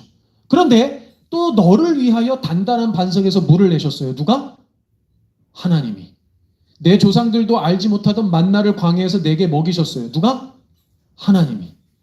이는 다 너를 낮추시며 너를 시험하사 마침내 내게 복을 주려 하심이에요. 누가? 하나님이. 이게 광야의 이미지라는 거죠. 그 이미지를 가지고 왔다는 거예요. 자, 7절부터 읽겠습니다. 시작. 하늘에 전쟁이 있으니 미가엘과 그의 사자들이 용과 더불어 싸울새 용과 그의 사자들도 싸우나 이기지 못하여 다시 하늘에서 그들이 있을 곳을 얻지 못한지라. 큰 용이 내쫓기니 옛 뱀 곧 마귀라고도 하고 사탄이라고도 하며 온 천하를 꿰는 자라. 그가 땅으로 내쫓기니 그의 사자들도 그와 함께 내쫓기니라. 자, 장소가 바뀌어버렸죠. 씬이 바뀐 거예요. 광야의 장소, 땅의 장소를 얘기를 하다가 갑자기 장소가 어디로 바뀌었어요? 하늘로 바뀌었어요. 누가 승천하신 하늘이에요? 예수 그리스도가 승천하신 그 하늘의 이미지를 이제 보여요. 하늘에서 뭔 일이 벌어진 거예요. 영적 세상인 거죠. 그 주변은 우리 눈에 보이지 않는 뭐가 있었어요. 근데 거기에 전쟁이 있어요. 앞에 1, 6절이 땅의 사건이라면 7절 이하는 하늘에서 벌어지는 사건. 이게 물리적인 하늘이라는 표현보단 눈에 보이지 않는 비가시적 영적 사건인데 전쟁인 거죠. 그게. 전쟁을 보니까 미가엘이 등장합니다. 하나님의 백성을 대표하는 큰 천사, 천사장 이런 표현 쓰죠. 인자이신 그리스도를 위해서 싸웁니다. 예수님이 땅에서 십자가로 거두신 승리를 천상에서 마귀를 패배시키는 것으로 반영합니다. 자, 이게 무슨 말이냐면 예수님이 십자가에 죽으셨는데 그건 어디서 일어난 사건이에요? 땅에 일어난 사건. 근데 그 땅에 일어난 사건으로 십자가에서 이기시고 부활하신 예수님이 승천하셨죠. 근데 천상에서 그 예수님의 승리가 어떻게 반영되느냐? 예수님의 수하인 군대 이 담당자인 미가엘을 통해서 천상에, 그러니까 모든 이 악의 우두머리인 그 사단의 세력을 물리친 것을 그리고 있다는 거예요. 이거는 다니엘서 10장의 모습을 인용합니다. 미가엘은 다니엘서에도 나와요. 그래서 다니엘서에서 미가엘과 여기서 나오는 미가엘이 같은 인물, 같은 천사라는 걸 알 수 있겠죠? 다시 하늘에 있을 것을 얻지 못했어요. 자, 무슨 표현입니까? 마귀가 패했어요. 사탄은 패했어요. 이제 더 이상은 어디에서 머물 수가 없어요. 영적 세상에서는 아무것도 할 수가 없어요. 그리고 어디로 쫓겨난 겁니까? 땅으로 쫓겨난 거예요. 아주 상징적인 이미지가 있죠. 더 이상 하나님 앞에 이들이 뭔가 할 수가 없어요. 조금 이따가 조금 더 자세히 얘기 다루도록 하겠습니다. 땅으로 내쫓기는 처벌을 받게 된 거예요. 자, 그러면 하늘에서 쫓겨난 이 용과 그의 무리들이 땅에 와서 활동을 하겠죠. 그 부분이 나오는 겁니다. 자, 큰 용, 옅뱀, 마귀, 사탄 여러 표현인데 옅뱀은 아까 전에 읽어드린 대로 창세기 3장에서 아담과 하와를 유혹했던 바로 그 뱀을 말합니다. 마귀라고 하는데 마귀는 헬라어예요. 디아볼로스를 번역한 단어입니다. 이거는 원래 의미가 뭐냐면 비방자, 중상하는 자, 거짓으로 고소하는 자. 그러니까 다 뭐 하는 겁니까? 검사 역할 하는 거예요. 하나님 곁에서 계속 검사 역할 하는 겁니다. 쟤는 이랬어요. 쟤는 이랬어요. 저 임목사는 사실 다 이랬어요. 나쁜 놈이에요. 막 이렇게 참소하고 막 비방하는 거예요. 그럼 누가 옆에서 지금은 누가 하고 계세요? 예수님께서 변호 계속 하고 있는 거죠. 그렇죠. 말하자면 그런 모습인데 더 이상 이걸 할 수가 있어요? 없어요? 더 이상 못 한다고요. 그 마귀를 또 뭐라고도 하나 봤더니 사탄이라고 해요. 사탄이라고 하는데 사탄은 히브리어 자체입니다. 저기 보면 이게 사탄이라는 말이에요. 사탄. 이게 일자로 되는데 이게 아까 전에 그 니은자 똑같은 겁니다. 이렇게 된 거예요. 사탄 이렇게 돼요. 그냥 발음 자체가. 그냥 음을 따라갖고 번역을 한 겁니다. 사탄을 뜻하는데 히브리어를 그냥 음역한 것이고 대적자라는 의미예요. 그러니까 사실은 여기서 사탄과 마귀는 같은 존재를 의미하는 거죠. 결국은 하나님과 그의 백성을 대적하는 영적 세력의 우두머리입니다. 이게 큰 용, 옅뱀, 마귀, 사탄 다 같은 그 대상을 가리키는 상징어라고 보시면 됩니다. 10절부터 같이 읽겠습니다. 시작. 내가 또 들으니 하늘에 큰 음성이 있어 이르되 이제 우리 하나님의 구원과 능력과 나라와 또 그의 그리스도의 권세가 나타났으니 우리 형제들을 참소하던 자 곧 우리 하나님 앞에서 밤낮 참소하던 자가 쫓겨났고 또 우리 형제들이 자기들이 증언하는 말씀으로써 그를 이겼으니 그들은 죽기까지 자기들의 생명을 아끼지 아니하였도다. 그러므로 하늘과 그 가운데 거하는 자들은 즐거워하라. 그러나 땅과 바다는 화 있을진저 이는 마귀가 자기의 때가 얼마 남지 않은 줄을 알므로 크게 분내어 너희에게 내려갔음이라 하더라. 여러 이제 표현들이 등장하는데 이제 좀 알겠죠.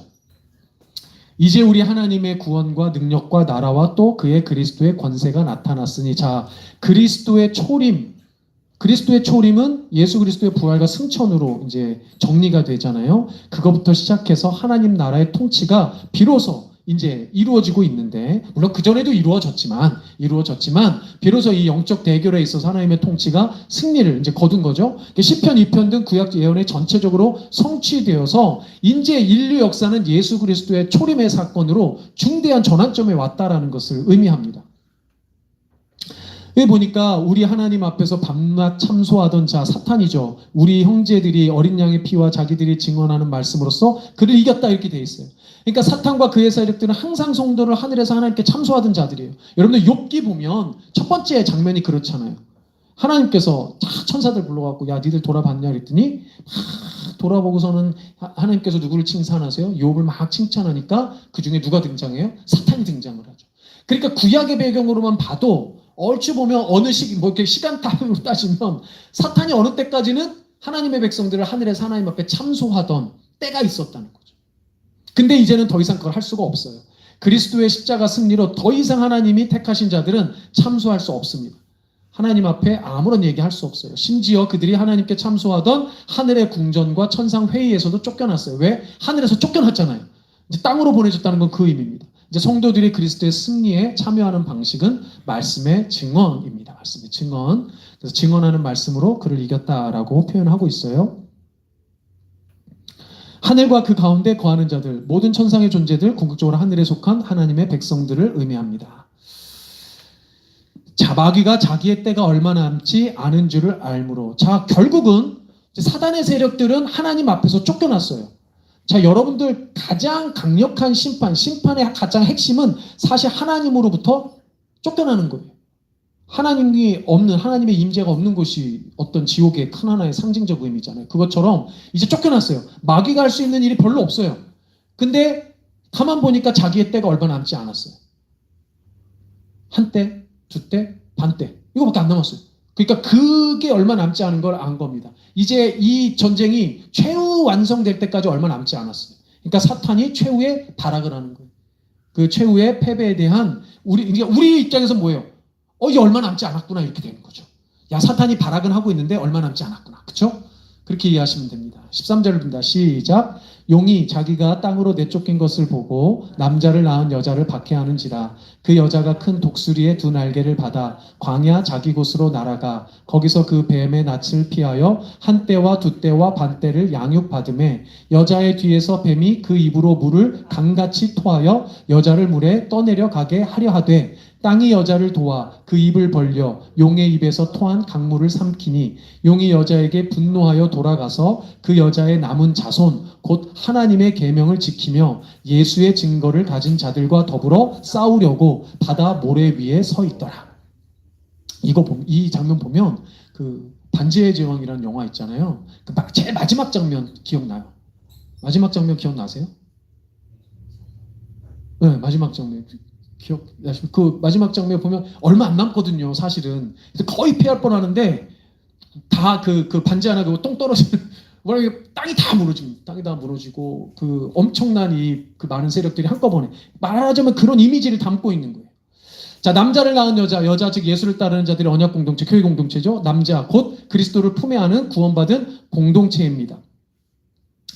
그 공동체가 어디로 갑니까? 남자를 낳은 여자, 그러니까 그리스도를 품에 안은, 우리는 그리스도를 품에 안은 신약 공동체잖아요. 이제 어디로 갑니까? 광야로 이제 가게 돼요. 광야로 가는 이미지를 봤더니 독수리의 두 날개가 등장합니다. 이거 하나님이 광야에서 이스라엘을 독수리 날개로 인도하시는 그런 비유적인 표현을 쓰세요. 직접 하나님께서. 출애굽기 19장 4절, 신명기 32장 10절에서 12절 여러분들 찾아보시면 나올 겁니다. 그걸 배경으로 한 비유적 그 인용이고요. 네, 여자의 뒤에서 뱀이 그 입으로 물을 강같이 토하여 여자를 물에 떠내려가게 한다. 끝까지 괴롭히는 거죠. 끝까지. 물의 이미지는 악한 자들의 박해의 수단으로 여기서는 이제 언급이 되는 건데요. 말하자면 용이 계속 하나님의 사람들을 괴롭히는 이미지를 형상화한 겁니다. 자, 근데 그 여자의 남은 자손이라는 그 표현이 나오는데 이게 약간 해석이 좀 어렵습니다. 해석이 좀 분분하기도 하고 좀 어려운데 사실 원문을 좀 보면 조금 더 정확히 알 수 있어요. 직역하는 의미로 보면 여자의 씨의 남은 자들이라는 표현이에요. 여자의 씨의 남은 자들. 그러니까 여자의 씨, 여자의 후손은 창세기 3장 15절에 나오는 그 인유입니다. 여자의 후손이라는 표현 나오잖아요. 그래서 여자의 씨의 남은 자들은 사실 여자의 씨가 그리스도이기 때문에 그리스도의 남은 자손들, 곧 하나님의 백성, 교회 공동체를 의미한다고 보시면 됩니다. 그러니까 요한계시록 전체 12장의 문장에서 보면, 12장의 전체 문맥에서 보면 앞에는 뭐라고 그랬냐면 그냥 여자라고 했거든요. 그냥 여자라고 했는데 지금 여기에서는 그 표현을 여자의 남은 자손이라는 그 말로 바꾼 겁니다. 그러니까 여자의 남은 자손, 그러니까 또 다른 뭔가 애가 있는 것처럼 생각되는데 원문이 그런 의미가 아니고 여자의 후손의 남은 자들이에요. 이게 더 정확한 번역이에요. 그러니까 그 여자하고 같은 개념으로 하나님의 백성들, 신약의 백성들을 의미한다고 생각하시면 딱 맞습니다. 그리고 이들의 정체성이 뭔가 하나님의 계명을 지키며 예수의 증거를 가진 자로 드러납니다. 자, 이제 13장으로 넘어갑니다. 13장으로 넘어가면 두 짐승이 등장하죠. 내가 보니, 그리고 이제 또 씬이 바뀌는 거예요. 또 다른 씬이 등장을 합니다. 자, 이 씬은 뭐냐? 두 짐승에 의해서 이제 그 광야에서 벌어지는, 땅의 백성들에게 벌어지는 실체적인 일들에 대한 이제 그 이미지를, 환상을 보는 겁니다. 같이 읽겠습니다. 시작. 내가 보니 바다에서 한 짐승이 나오는데 뿔이 10이요 머리가 7이라. 그 뿔에는 10 왕관이 있고 그 머리들에는 신성 모독하는 이름들이 있더라.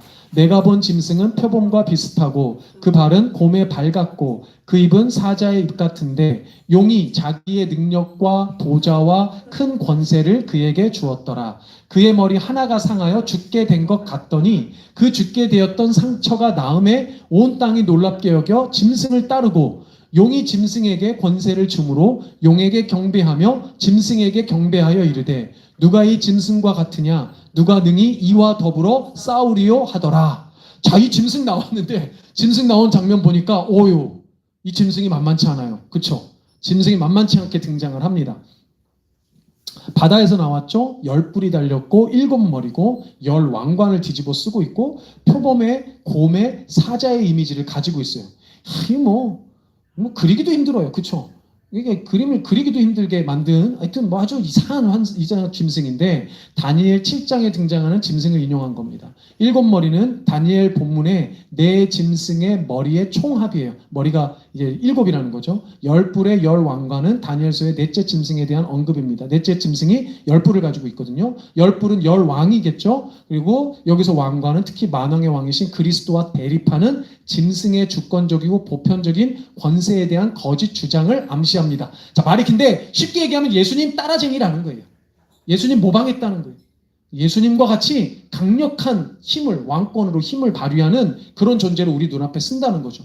여러분, 이런 존재가 어떤 존재인가 이제 생각해 보라는 거죠. 다니엘의 네 짐승이 수백 년에 걸친 지상의 제국을 상징한 것처럼 말씀드렸죠, 이미. 여기 한 짐승은 당시 로마 제국을 상징할 뿐만 아니라 인류 역사에 등장하는 모든 세상 권력을 표상합니다. 단순히 나라만이 아니라 심지어 기독교 기관을 자처하더라도 용의 수하로 활동할 수 있어요. 이게 성경에 등장하는데 그게 뭐냐면 유대인들이었어요. 그러니까 초대 교회를 괴롭히던 가장 초대 교인들을 괴롭혔던 무리들이 누구냐면 유대인들이에요. 그래서 예수님이 뭐라고 하셨냐면 사단의 회당이라고 불렀어요. 사단의 회당. 유대인들.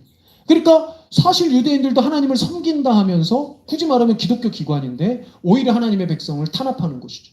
그러니까 교회라는 이름을 쓰고도 그럴 수 있다는 거예요. 지금 시대도 그런 사람들이 있죠. 그러니까 단순히 어떤 나라의 개념만이 아니라 하나님의 백성을 조직적으로 어떤 괴롭힌 어떤 시스템을 말하는 거죠. 그렇게 이해하시면 됩니다. 머리 하나가 상하였다. 이건 예수 그리스도 3장 15절에 보면 뭐라고 되어 있습니까? 원수의 머리를 상하게 하시잖아요. 자, 그런데 상하게 하셨지 죽이진 않았어요. 그러니까 치명적이에요. 이제는 이제 힘이 많이 빠져서 그 영향력도 제한되어져 있고 시간도 한정이 돼 있어요. 그런데 그렇게 보이는 그게 마치 우리 눈에는 어마어마하게 보이니까 나은 것처럼 보인다는 거죠. 그러나 결국은 이 시간이 지나면 완전히 패퇴할 거라는 겁니다.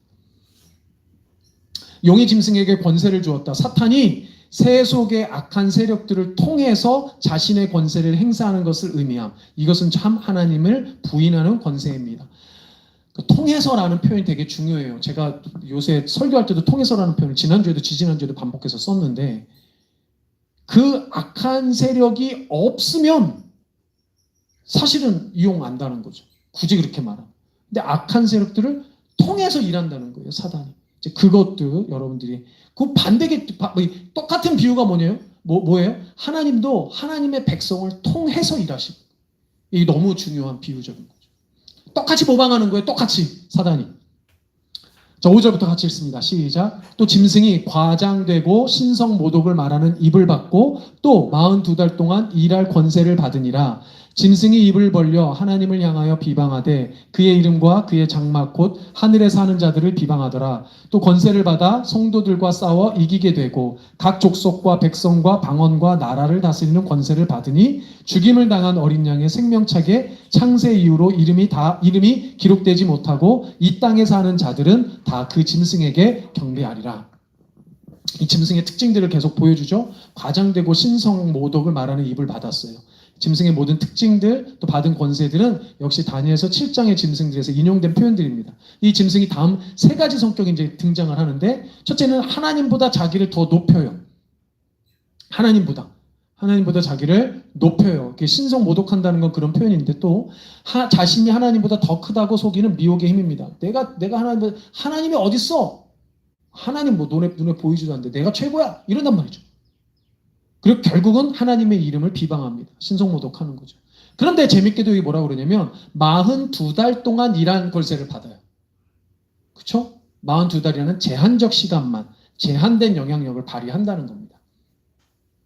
그의 장막이라는 표현이 등장하는데 다니엘서 8장 10절 11절에 보면 하늘 군대와 성소라는 표현이 등장합니다. 그것을 비유한 것인데 마지막 때의 압제자들에게 의해 하늘 군대의 성소가 허물어지는 것을 보입니다. 그리고 성도들이 박해를 받는 모습을 이제 형상화해서 그려준 겁니다. 생명책의 창세 이후로 이름이 기록되지 못하고, 자, 생명책이라는 표현이 요한계시록에 모두 6번 등장을 합니다. 근데 생명책이라는 표현은 뭐예요? 구원받은 자의 이름이 기록된, 그쵸? 구원받은 자의 이름이 기록됐는데 거기 가만 보니까 언제 기록됐나 봤더니 창세 이후에요. 그러니까 이미 기록된 거죠. 이미.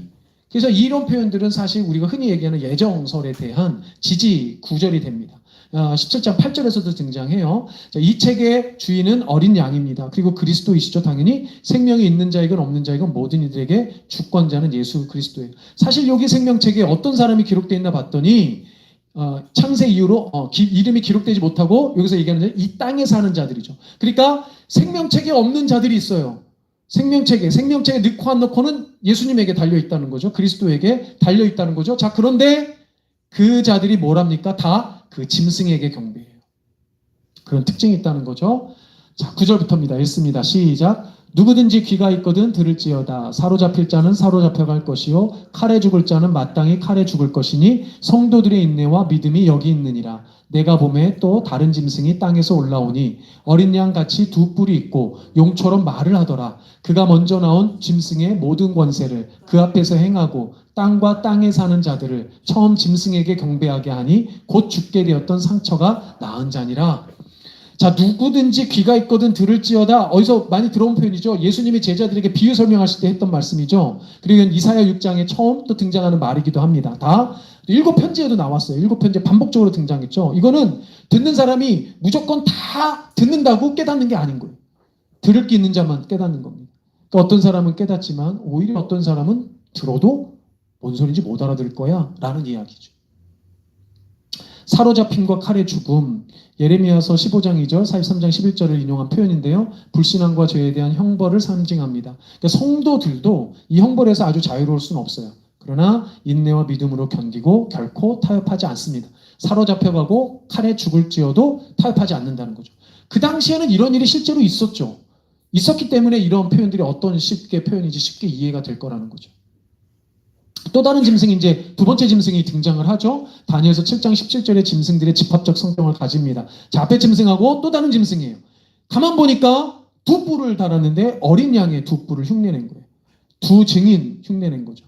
다니엘서 8장에 보면 악한 양이 나오는데 그 악한 양을 흉내내고 있는 거예요. 이 짐승은 용처럼 말을 해요. 용처럼. 중요한 건 지가 용도 아니에요. 근데 지가 마치 용이 된 것처럼 용처럼 이야기한다는 거죠. 다 뭡니까? 거짓 선지자들에 대한 내용입니다.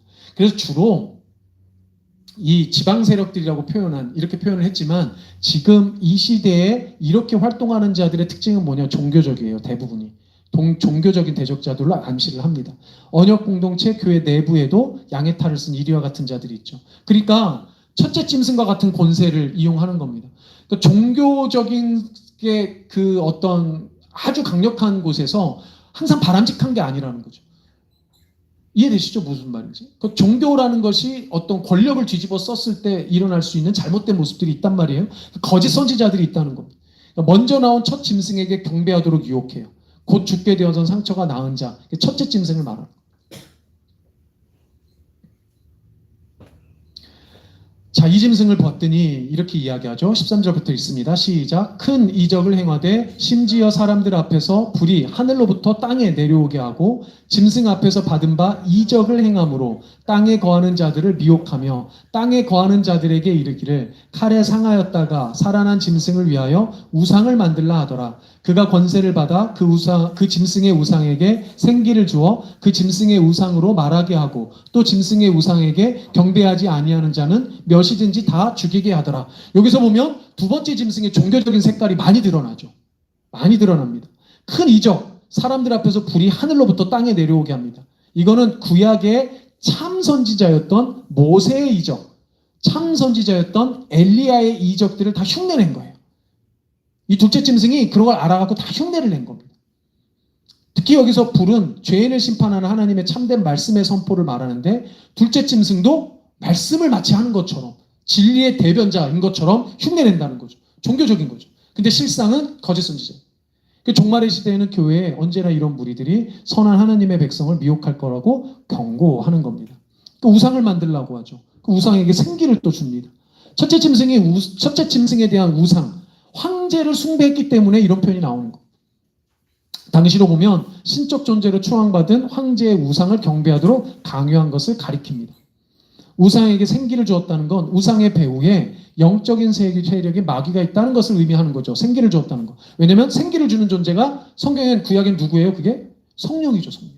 하나님이시죠. 하나님. 하나님이 생기를 주실 때 가능한 거잖아요. 그러니까 성령을 모방한 거예요. 당시에 종교적인 활동, 지금도 그렇고 당시에도 그렇고 종교적으로 그 활동하는 이들이 마치 그 진짜 선지자들을 흉내내고 진짜 지금으로 하는 목회자를 흉내를 내고 진짜 하나님의 사람들을 흉내를 낸다는 거예요. 둘째 짐승의 일과 짐승의 우상은 단지 그 시대의 로마 황제 우상 숭배만이 아니죠. 모든 시대를 막론하고 하나님의 진리라고 하면서 사실은 그 진리의 다른 그 무엇으로 대체하는 모든 것들을 표방합니다. 그러니까 이 시대에 여러분들 머릿속에 떠오르는 이게 있을 겁니다. 분명히. 자, 16절부터 같이 읽습니다. 시작. 그가 모든 자, 곧 작은 자나 큰 자나 부자나 가난한 자나 자유인이나 종들에게 그 오른손이나 이마에 표를 받게 하고 누구든지 이 표를 가진 자 외에는 매매를 못하게 하니 이 표는 곧 짐승의 이름이나 그 이름의 수라. 지혜가 여기 있으니 총명한 자는 그 짐승의 수를 세어보라. 그것은 사람의 수니 그의 수는 666이니라. 짐승의 수랬다가 사람의 수랬다가 막 헷갈리시죠? 이거는 하나도 헷갈릴 게 아니란 말이에요. 그 오른손이나 이마에 표를 받게 하고 아까 말씀드린 대로 하나님께서 인치심과 같은 것을 흉내내는 건데 왜 이런 흉내를 냈느냐? 왜 짐승의 표를 받는 흉내를 냈느냐? 그때 당시에 불충한 노예들, 군인들에게 다양한 종교의 신들에게 충성하는 광신자들에게 낙인을 찍거나 문신을 하는 것으로 그 소유된 것을 표시를 했단 말이에요. 근데 보니까 다 뭡니까? 불충한 노예, 또 군인, 또 다양한 종교의 신들에게 충성하는 광신자, 다 이게 어떤 이미지예요? 노예, 군인은 뭐 해야 돼요? 충성해야 돼요. 주인을 섬겨야 돼요. 짐승을 경배하는 자는 짐승의 소유물로 간주된다.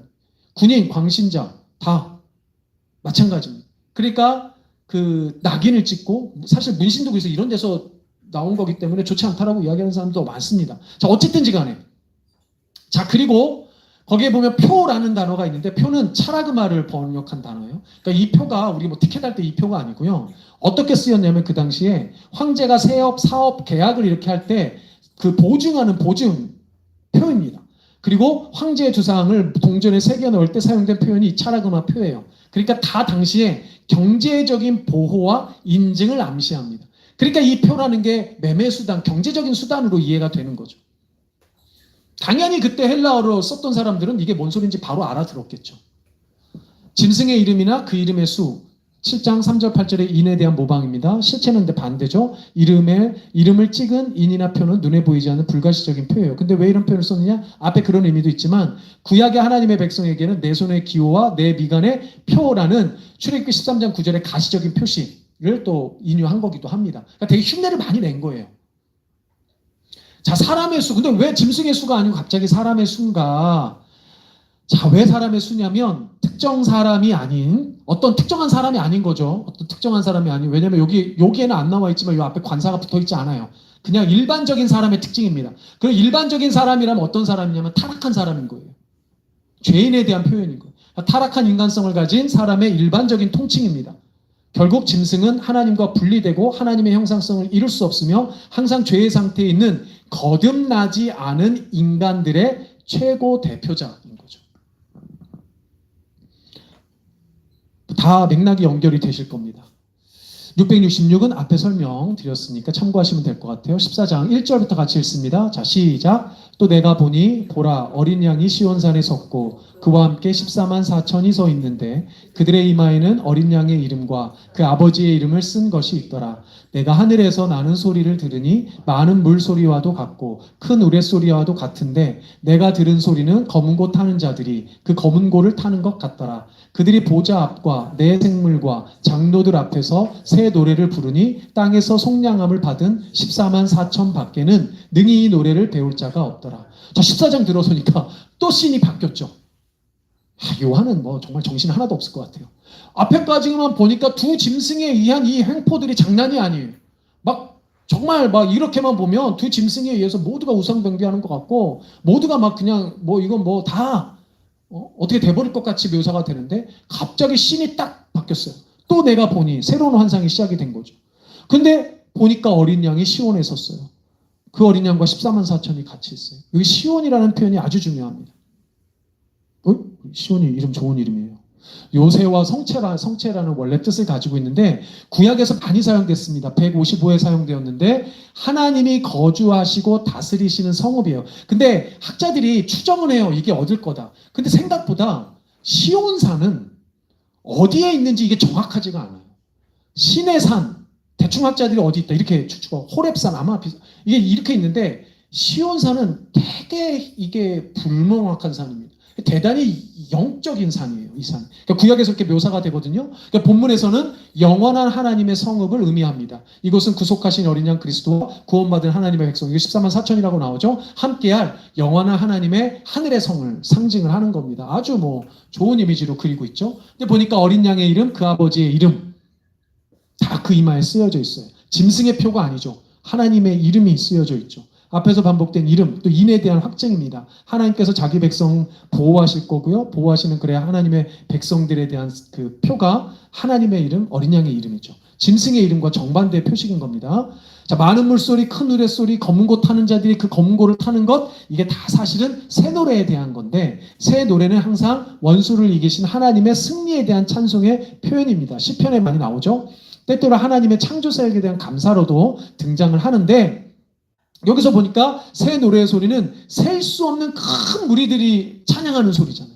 그러니까 그 많은 물소리, 또 우레소리와 같이 엄청 큰 겁니다.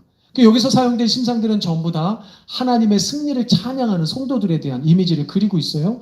검은고라는 악기, 이게 영어로 번역하면 하프인데 진짜 우리 같은 게는 이 검은고 말고요.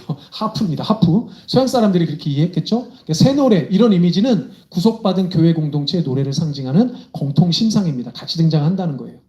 자, 같이 읽습니다. 시작. 이 사람들은 여자와 더불어 더럽히지 아니하고 순결한 자라. 어린 양이 어디로 인도하든지 따라가는 자며 사람 가운데서 속량함을 받아 처음 익은 열매로 나 하나님과 어린 양에게 속한 자들이니 그 입에 거짓말이 없고 흠이 없는 자들이더라. 또 보니 다른 천사가 공중에 날아가는데 땅에 거주하는 자들 곧 모든 민족과 종족과 방언과 백성에게 전할 영원한 복음을 가졌더라. 그가 큰 음성으로 이르되 하나님을 두려워하며 그에게 영광을 돌리라. 이는 그의 심판의 시간이 이르렀음이니 하늘과 땅과 바다와 물들의 근원을 만드신 이를 경배하라 하더라. 자, 이 사람들 구원받은 사람들이죠.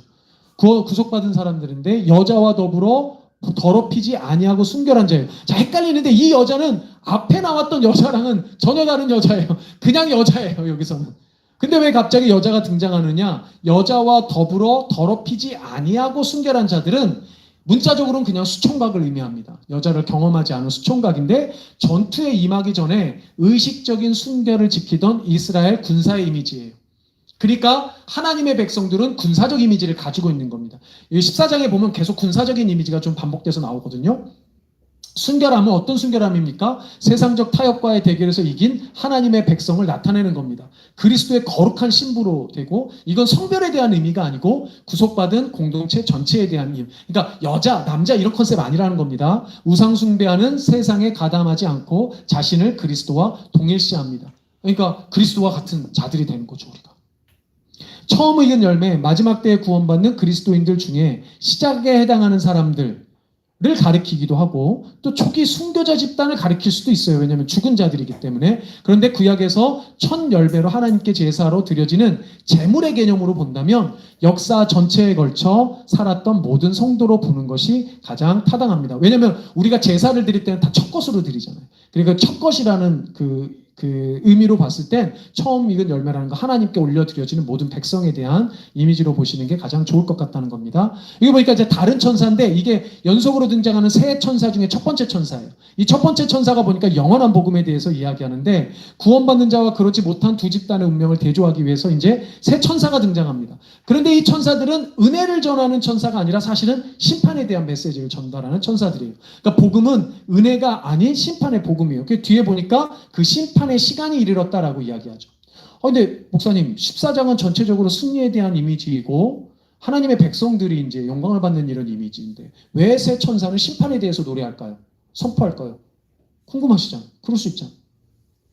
하나님의 백성들에게 제일 큰 위로가 뭡니까? 나의 대적자들이 패배한다는 거죠. 이 새 천사들을 통해서 내 대적자들, 저 악한 사단의 무리가 다 진다라는 것에 대한 선포를 듣는 겁니다. 그러니까 얼마나 이제 누가 죽었습니다. 뭐 사탄 죽었습니다. 우와. 네? 사탄의 쫄개 첫 짐승도 죽었습니다. 우와. 다 죽었습니다. 우와. 이런 거예요, 말하자면. 그래서 두 번째 천사가 등장하는데 두 번째 천사는 큰 성 바벨론에 대한 심판을 선포합니다. 큰 성 바벨론은 다니엘이 이야기한 다니엘서에 나오는 교만한 느부갓네살이 처음 표현했는데 고대 바벨론과 당시 로마로 대표되는 모든 악한 세상 구조를 상징합니다. 악한 구조 아까 전에도 말씀드렸어요. 그러니까 음행이라는 것은 성경에서 흔히 우상숭배하고 연결되죠. 또 우리가 음행을 저지른다 그럼 어떤 성적인 음행 이런 것도 있겠지만 기본적으로 우상숭배, 영적 간음에 대한 이야기를 하는 겁니다. 근데 포도주는 음행을 일으키는 요소로서 결국 심판의 이미지를 담고 있어요. 여러분 포도주라는 술을 마시면 술에 취하면 음행이 더 쉽게 일어나요. 이거 다 연결되는 거죠.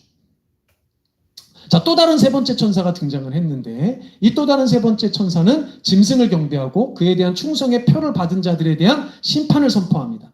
바벨론이 포도주에 취해 음행을 저지른 것처럼 이들은 하나님의 진노의 포도주를 마셔요. 이 진노의 포도주는 심판을 이야기하는 겁니다. 그러니까 말하자면 눈에는 눈, 이에는 이예요. 니들이 포도주 마시고 음행을 저질러 더 마셔야지. 그렇고 막 눈에는 이에는 이해 방식으로 저주하고 심판하는 거예요. 불과 유향이 나오는데 다 하나님의 심판을 상징하는 가장 일반적인 거죠. 고난의 연기라는 표현이 11장에 등장을 합니다. 이사야서 34장에 나오는 건데 에돔에 대한 심판 이미지를 그리고 있거든요. 근데 거기서 나오는 표현이 고난의 연기입니다. 이는 전부 다 어떤 겁니까? 불경건한 세상 구조에 충성을 바쳤던 모든 비신자들에게 임하는 최후 심판을 상징합니다. 이 세 천사들을 통해서 다 와 그래 맞아 결국은 다 우리가 이겨 다 심판받을 거야 그러는 거죠. 이 소식이 성도들에게는 엄청난 큰 기쁨의 소식이기도 하고 동시에 어떻습니까? 내 현실에 일어나는 어려운 부분들을 감당해낼 수 있는 소망의 메시지가 되는 거죠. 우리가 견뎌낼 수 있는. 12절부터 이렇게 됩니다. 같이 읽겠습니다. 성도들의 인내가 여기 있나니 그들은 하나님의 계명과 예수에 대한 믿음을 지키는 자니라. 또 내가 들으니 하늘에서 음성이 나서 이르되 기록하라. 지금 이후로 주 안에서 죽는 자들은 복이 있도다 하시매 성령이 이르시되 그러하다. 그들이 수고를 그치고 쉬리니 이는 그들의 행한 일이 따름이라 하시더라. 자, 성도들의 인내예요. 하나님의 계명과 예수에 대한 믿음을 지키는 자. 13장 10절에서 성도들의 인내와 믿음이 여기 있다라고 이미 한번 나왔었는데 병행구절이죠. 믿음이라는 건 어떤 믿음입니까? 타협을 거절할 때 수반되는 고난을 받아들이는 능력이에요. 이거 되게 중요한 표현이죠. 우리가 믿음이다 그러면 어떤 믿음이에요? 내 삶에 고난이 있어. 고난에 굴복하지 않고 고난을 이겨낼 수 있는 근거가 이 믿음이에요. 그렇죠? 짐승의 실상을 구별할 수 있는 지혜를 제공합니다. 이 믿음이 있는 자들이 믿음으로 저 짐승을 구별해내는 거예요. 타협하지 않고 구별해내는 거죠. 장차 완성된 하나님의 구원과 심판에 대한 믿음이 결국 인내할 수 있는 동기를 부여한다는 거예요. 하나님의 계명은 신구약에 걸쳐 제공된 약속의 하나님 말씀드리고 말씀의 실체인 예수에 대한 믿음이 짐승의 타협에 대한 미혹과 시험을 물리칠 수 있는 유일하고도 영원한 방법이라는 것을 알려주고 있죠. 주 안에서 죽는 자들은 복이 있도다. 죽을 수도 있다는 거죠. 현세에서 고난을 당하고 내세에서는 영원한 안식의 상, 복을 받을 어린 양에게 충성하는 자들에 대한 약속의 말씀입니다. 여기서 보니까 성령이 이르시되 그러하다라고 확증해 주시는 거죠. 수고를 그치고 쉬리니 영원한 안식의 개념이죠. 수고는 단순히 선행했다 이런 의미가 아니라 다 좋은 삶 들고 선행만 베풀 이런 게 아니라 고통과 고난이 있다는 걸 의미하는 겁니다. 그럼에도 불구하고 인내하고 신실하게 믿음을 지켰던 성도의 삶이 바로 여기서 얘기하는 수고죠. 수고.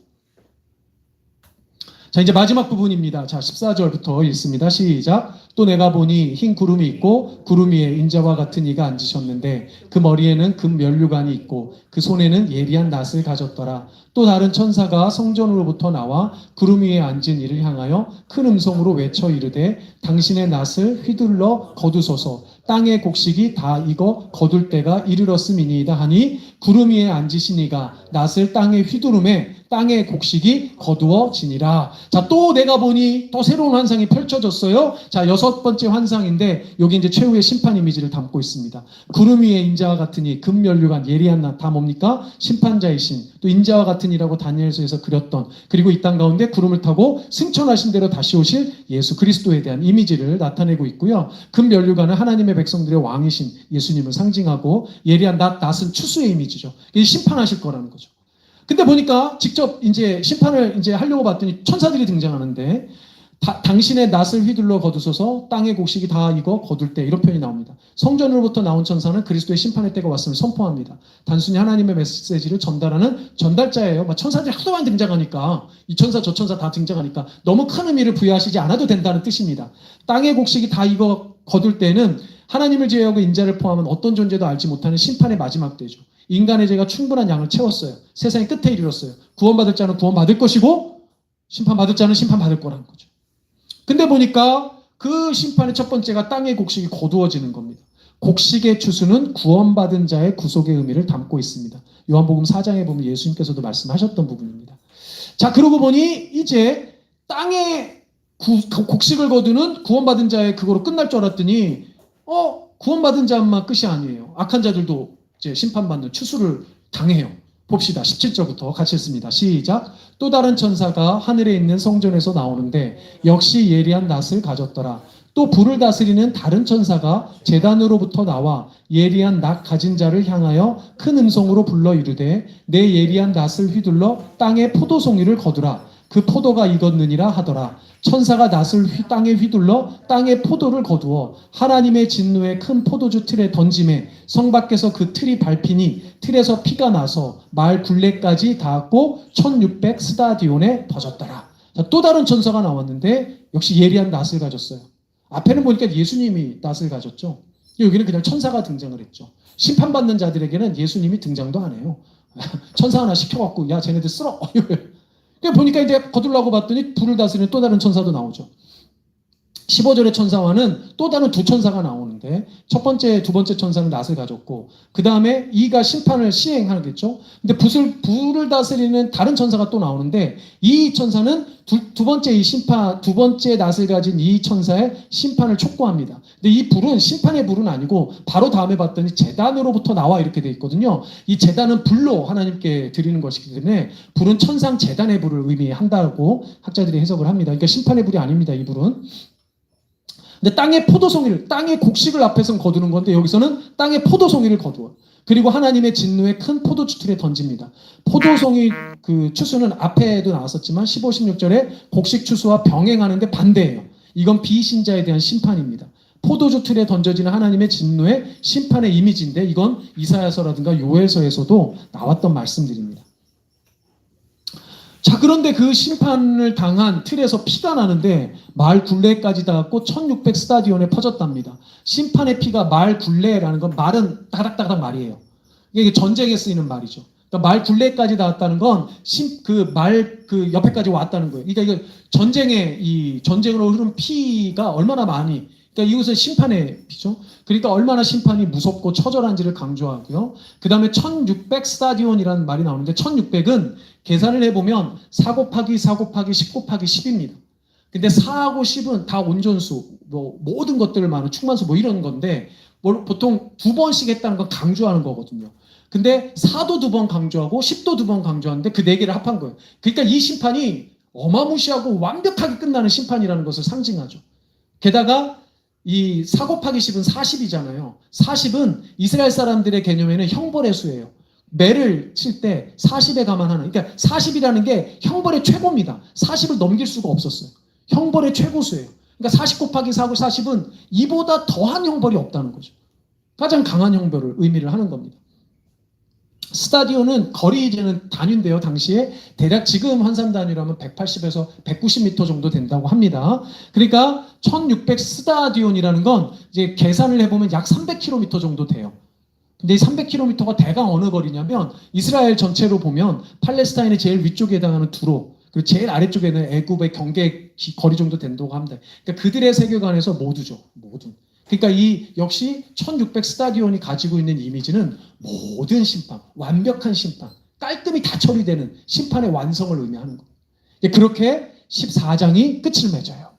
그러니까 최후 심판이 이렇게 완전하게 딱 어린 양 예수를 믿고 예수를 따르는 자들, 예수만 경배하는 자들, 짐승을, 용을, 사단을 경배하고 딱 둘로 나뉜다.